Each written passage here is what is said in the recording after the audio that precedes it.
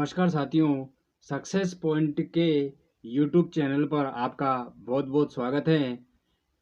आज हम लोग पढ़ने वाले हैं हिंदी साहित्य के जो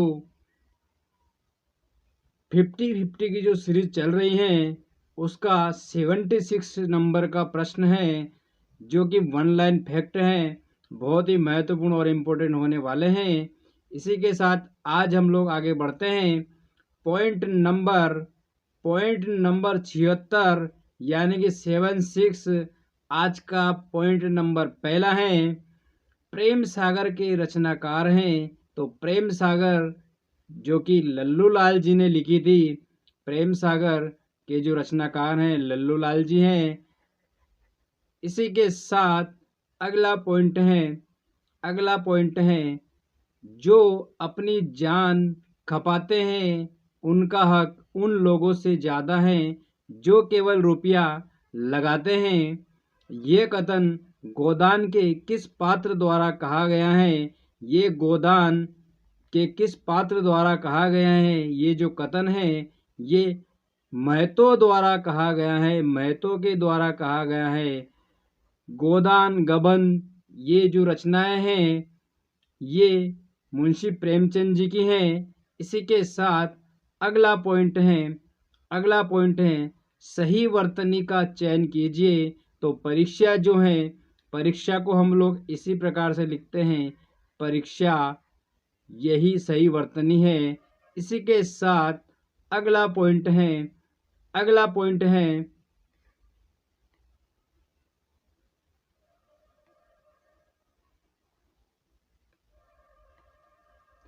अगला पॉइंट है, हिंदी साहित्य के इतिहास के सर्वप्रथम लेखक का नाम। तो हिंदी साहित्य के इतिहास के सर्वप्रथम लेखक का नाम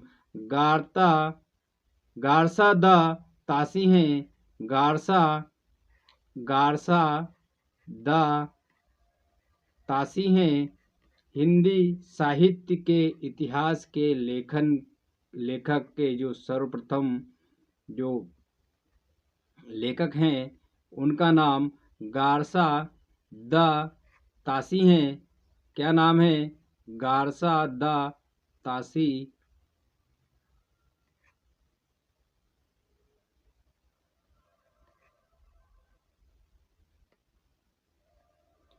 इसी के साथ अगला पॉइंट है आंसू काव्य के रचयिता। ये प्रश्न बहुत बार बार रिपीट हो रहा है। तो आंसू जो काव्य हैं इसके रचयिता है जयशंकर प्रसाद। कामायनी के रचयिता भी जयशंकर प्रसाद है।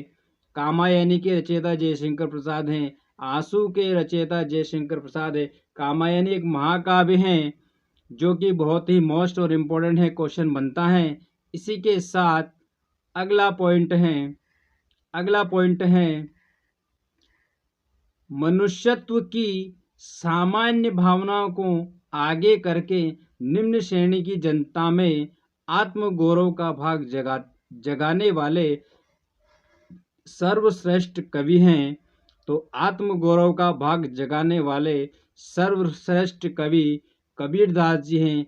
आत्मगौरव की जहाँ पर बात आती है तो आपके दिमाग में सिर्फ और सिर्फ एक ही नाम याद होना चाहिए, वो हैं कबीरदास जी।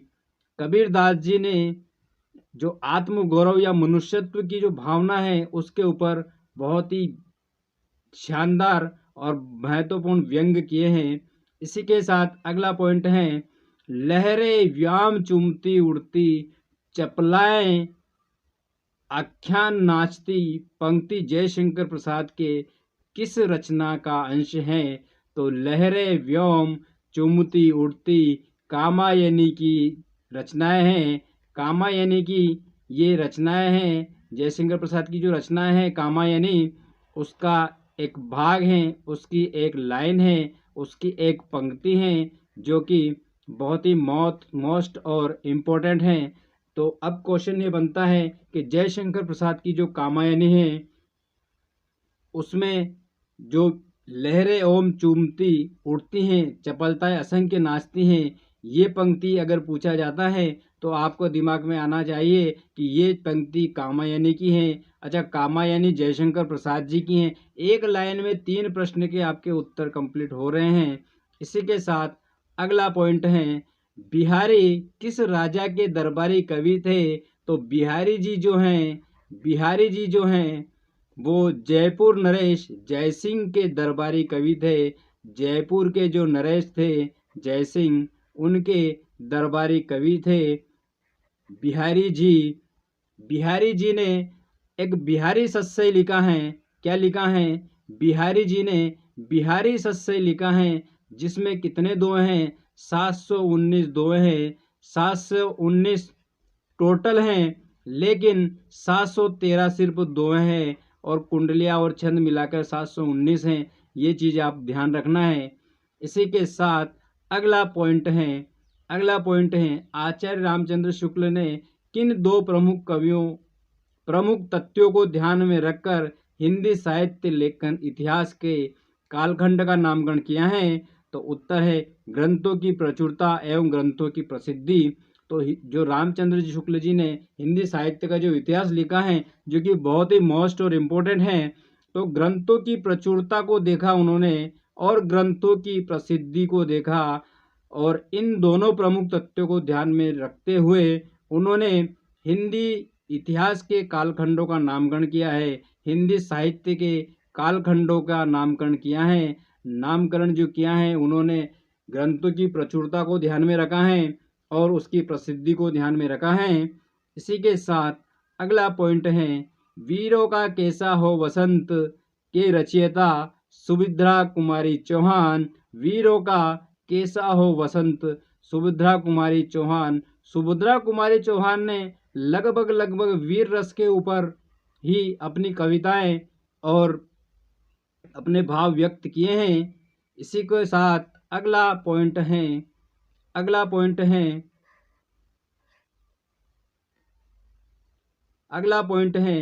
इनमें किस नाटककार ने अपने नाटकों के लिए रंगमंच को अनिवार्य नहीं माना है? इनमें से किस नाटककार ने, अब प्रश्न ये बनता है कि किस नाटककार ने रंगमंच को अनिवार्य नहीं माना है? तो जयशंकर प्रसाद जी जो है ये मानते हैं कि नाटक के लिए रंगमंच अनिवार्य नहीं है। नाटक के लिए रंगमंच अनिवार्य नहीं है, ये जयशंकर प्रसाद जी मानते हैं। इसी के साथ अगला पॉइंट है, निरुत्तर शब्द का शुद्ध संधि विच्छेद। तो निरुत्तर शब्द का जो शुद्ध संधि विच्छेद है, तो निहि धन उत्तर संधि विच्छेद होगा। निहि विसर्ग लगेगा, धन उत्तर, ये होगा निरुत्तर। निरुत्तर का मतलब होता है कि उसके पास किसी प्रकार का कोई उत्तर नहीं है। इसी के साथ अगला पॉइंट है डोंगरी भाषा मुख्य रूप से कहाँ बोली जाती है? तो डोंगरी जो भाषा है मुख्य रूप से जम्मू कश्मीर में बोली जाती हैं। डोंगरी जो भाषा है वो मुख्य रूप से जम्मू कश्मीर में बोली जाती हैं। इसी के साथ अगला पॉइंट है ये है हिंदी साहित्य के महत्वपूर्ण प्रश्न उत्तर हैं, जो कि सक्सेस पॉइंट के ऑनलाइन प्लेटफॉर्म से आप तक पहुंच रहे हैं। आशा करता हूं कि आपको ये 1 लाइन फैक्ट अच्छे लगे होंगे। अगर अच्छे लगे हैं तो वीडियो को लाइक करें, शेयर करें और सब्सक्राइब करें, और बेल आइकन के बटन को दबाना न भूलें, जिससे मेरे आने वाली प्रत्येक वीडियो की नोटिफिकेशन आपके पास पहुंच जाएं। इसी के साथ आगे बढ़ते हैं, फिर से नया पॉइंट है। अगला पॉइंट है आचार्य हजारी प्रसाद द्विवेदी के उस इतिहास ग्रंथ का नाम बताइए। आपको बताना है कि आचार्य हजारी प्रसाद द्विवेदी जी जो हैं, इतिहास ग्रंथ का नाम बताना है जिसमें पात्र आदिकालीन हिंदी साहित्य से संबंधित सामग्री संग्रहित हैं। तो हिंदी साहित्य का आदिकाल, आप प्रश्न में ही उसका उत्तर है कि जो आचार्य हजारी प्रसाद द्विवेदी जी ने जो इतिहास ग्रंथ का नाम रखा था वो आदिकालीन हिंदी साहित्य से संबंधित हैं, तो स्वाभाविक है कि हिंदी साहित्य का आदिकाल आचार्य हजारी प्रसाद जी ने लिखा था। इसी के साथ अगला पॉइंट है, आचार्य रामचंद्र शुक्ल ने त्रिवेणी में किन 3 महाकवियों की समीक्षाएं प्रस्तुत की हैं? तो त्रिवेणी का मतलब होता है 3 धाराएं। 3 धाराएं, त्रिवेणी मतलब होता है जहां पर 3 धाराएं होती हैं। तो सूरदास जी, तुलसीदास जी और जायसी को त्रिवेणी के रूप में समीक्षा प्रस्तुत की है। आचार्य रामचंद्र जी शुक्ल ने त्रिवेणी जिसको संज्ञा दी है, प्रस्तुत की हैं, सुर, तुलसी और जायसी, ये तीनों को त्रिवेणी की संज्ञा दी, महाकवि की संज्ञा प्रस्तुत की है। इसी के साथ अगला पॉइंट है, तुलसीदास का वह ग्रंथ कौन सा है जिसमें ज्योतिषी का वर्णन किया गया है? तुलसीदास जी ने एक ज्योतिषी का एक ग्रंथ में वर्णन किया गया था, वो है रामज्ञा प्रश्नावली। तो रामज्ञा प्रश्नावली में तुलसीदास जी ने ज्योतिषी का वर्णन किया गया था। तुलसीदास जी के द्वारा ज्योतिषी का वर्णन रामज्ञा प्रश्नावली में किया गया था। अच्छा, इसी के साथ अगर तुलसीदास जी नाम आया तो मैं आपको 1-2 और ग्रंथ बता दूं। सुर सरावली, साहित्य लहरी, ये सभी जो हैं ये सूरदास जी के ही ग्रंथ हैं। इसी के साथ अगला है पॉइंट, किस छायावादी कवि ने संवाद शैली का सर्वाधिक उपयोग किया है? किस छायावादी कवि ने संवाद शैली का सर्वाधिक उपयोग जो किया है? संवाद शैली का सर्वाधिक उपयोग सिर्फ और सिर्फ जयशंकर प्रसाद जी ने संवाद शैली का उपयोग किया है। जयशंकर प्रसाद जी ने संवाद शैली का उपयोग किया है। इसी के साथ अगला पॉइंट है भक्तमाल भक्ति काल के कवियों की प्राथमिक जानकारी देता है। भक्तमाल जो नाभादास जी की हैं, भक्तमाल किसकी हैं? नाभादास जी की हैं। प्राथमिक कविता की जानकारी देता है, इसके रचयिता हैं, स्वाभाविक है कि नाभादास जी ही इसका उत्तर रहेगा। भक्तमाल की जहाँ पर बात आती है, नाभादास जी का नाम अग्रणी है। नाभादास जी ने प्राथमिक जानकारी दी थी, भक्त काल के कवियों की प्राथमिक जानकारी नाभादास जी ने दी थी। भक्तमाल ग्रंथ में नाभादास जी ने प्राथमिक जानकारी दी थी भक्त कवियों की। इसी के साथ अगला पॉइंट है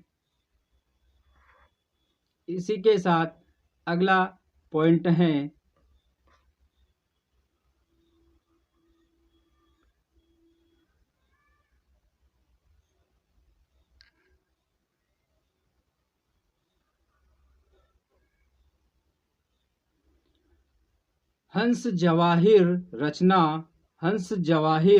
रचना किस सूफी कवि द्वारा रची गई है? तो हंस जवाहिर रचना जो लिखी गई है वो कासिम शाह के द्वारा रची गई है। कासिम शाह के द्वारा हंस जवाहिर रचना लिखी है। इसी के साथ अगला पॉइंट है, देखन जो पाऊं तो पटाऊं जम लोक हाथ, दूजो न लगाऊं वार करो एक कर को। ये जो पंक्ति है ये किस कवि द्वारा सृजित हैं? ये पंक्ति किस कवि द्वारा सृजित हैं? देखिए जरा, ये नाभादास जी की पंक्ति है। ये जो पंक्ति है ये नाभादास जी की पंक्ति है। देखन जो पाऊं तो पटाऊं जम लोक हाथ, दूजो न लगाऊं वार करो एक कर को। ये जो पंक्ति है ये नाभादास जी की पंक्ति है। इसी के साथ अगला पॉइंट है, सर्वप्रथम किस आलोचक ने अपने किस ग्रंथ में देव बड़े हैं कि बिहारी विवाद को जन्म दिया है? ये जो विवाद है बहुत दिनों तक चला था कि इस आलोचक ने कहा था कि देव बड़े हैं कि बिहारी बड़े हैं, बिहारी बड़े हैं कि देव बड़े हैं। तो ये विवाद है जो कि मिश्र बंधु हिंदी नवरत्न मिश्र बंधुओं का विवाद था। मिश्र बंधुओं ने का विवाद था हिंदी नवरत्न का, ये जो कहा था कि देव बड़े हैं कि बिहारी बड़े हैं। अगला पॉइंट है जो कि बहुत ही मोस्ट और इम्पोर्टेंट है, परीक्षा की दृष्टि से बहुत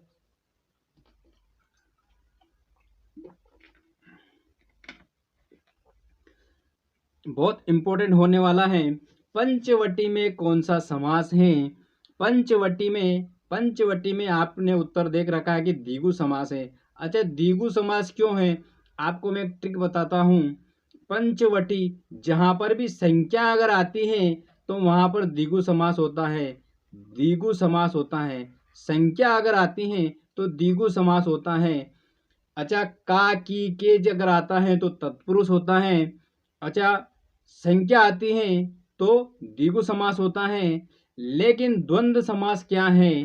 द्वंद्व समास क्या है ये मुझे आप कमेंट्स में बताना है। समास का मैं एक टॉपिक अलग से लेकर आऊँगा जो कि बहुत ही मोस्ट और ट्रिकी टॉपिक लेकर आऊँगा। समास का बहुत ही शानदार और ट्रिकी टॉपिक लेके आऊँगा। इसी के साथ अगला पॉइंट है आचार्य रामचंद्र शुक्ल कृत हिंदी साहित्य का इतिहास की अधिकांश सामग्री पुस्तकाकार प्रकाशन के पूर्व हिंदी शब्द सागर की भूमिका में छपी थी। इस भूमिका में उनका शीर्षक था, क्या शीर्षक था? हिंदी साहित्य का इतिहास। स्वाभाविक है कि हिंदी साहित्य का इतिहास पढ़ रहे हैं तो हिंदी साहित्य का इतिहास उनका शीर्षक था। इसी के साथ अगला पॉइंट है अष्टछाप के सर्वश्रेष्ठ भक्त कवि सूरदास जी हैं। मैंने मेरे एक लेक्चर में एक अष्टछाप के बहुत ही ट्रिकी बताई थी। अष्टछाप के 8 कवि हैं जिनमें 4 वल्लभाचार्य के हैं और 4 विठलनाथ जी के हैं। तो 4 वल्लभाचार्य जी के हैं। मैंने एक ट्रिक बताई थी, आपको ट्रिक बता देता हूँ। बल्ले बल्ले कुंभा के सुर पर कृष्ण नाचे, ये अष्टछाप के 4 कवि हैं जो कि वल्लभाचार्य के हैं, वो उनके शिष्य के हैं। इसी के साथ जो अष्टछाप के जो और कवि हैं 4 कवि, उनकी भी ट्रिक मैंने बताई थी। आप मेरे वीडियो को देखें और उनमें ट्रिक में आपको आसानी से मिल जाएगी। इसी के साथ अगला पॉइंट है ये जनरल नॉलेज से प्रश्न आ गया है। 7.1 देश में एकमात्र किस राज्य की राजभाषा अंग्रेजी है? तो नागालैंड की भाषा अंग्रेजी है, ये याद रखना आप, नागालैंड। इसी के साथ अगला पॉइंट है अंग्रेज खली भाषा को भारत में शिक्षा के माध्यम से आरंभ किया गया था। तो लॉर्ड मेकाले द्वारा किया गया था अंग्रेजी भाषा को। इसी के साथ अगला पॉइंट है हिंदी भाषा की बोलियों के आधार पर छत्तीसगढ़ी बोली हैं। तो छत्तीसगढ़ी बोली जो है वो पूर्वी है। ये इसकी भी मैंने ट्रिक बताई थी कि पूर्वी जो हैं वो छत्तीसगढ़ी हैं। इसी के साथ अगला पॉइंट है हिंदी भाषा का पहला समाचार पत्र उद्दंड मार्तंड जो है। एक प्रश्न इसमें से ये बन रहा है कि हिंदी भाषा का पहला समाचार पत्र जो कौन सा है? तो वो तो रहा आपका उद्दंत मार्तंड। लेकिन प्रश्न ये पूछा गया है कि उद्दंत मार्तंड जो है वो किस सन में प्रकाशित हुआ था? तो वो 1826 में प्रकाशित हुआ था। इसको याद रखना, इसमें से 2 पॉइंट बन रहे हैं। 1826 में प्रकाशित हुआ था। इसी के साथ अगला पॉइंट है आंचलिक रचनाएं किससे संबंधित है? तो आंचलिक रचना एक क्षेत्र विशेष से संबंधित है। नॉर्मल सा प्रश्न है। इसी के साथ अगला है छायावाद के प्रवर्तक। तो छायावाद के जो प्रवर्तक हैं वो जयशंकर प्रसाद हैं। छायावाद के प्रवर्तक जयशंकर प्रसाद हैं। इसी के साथ अगला पॉइंट है निम्न में से कौन सा एक उपन्यास जैनेन्द्र द्वारा रचित है? तो परख जो है वो जैनेन्द्र का है।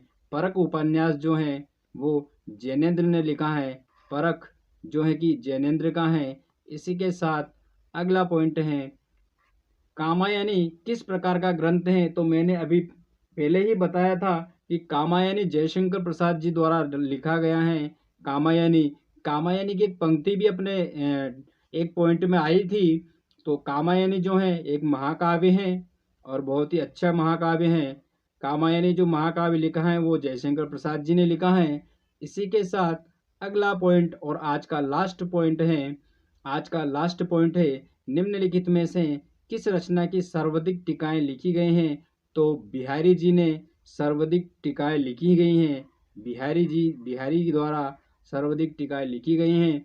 ये रहे आज के पॉइंट, बहुत ही वन लाइन फैक्ट, बहुत ही मोस्ट और इम्पोर्टेंट हैं। इसी के साथ आशा करता हूँ कि ये अगर वन लाइन पॉइंट कम समय में अधिक याद रखना और कम समय में सटीक उत्तर तक पहुँचना और रिवीजन का टाइम है, तो स्वाभाविक है कि आप लोग बहुत ही ईमानदारी के साथ वीडियो को लाइक करेंगे, शेयर करेंगे और चैनल को सब्सक्राइब करेंगे और बेल आइकन के बटन को दबाना ना भूलेंगे, जिससे मेरे आने वाली प्रत्येक वीडियो की नोटिफिकेशन आपके पास आसानी से पहुंच जाए।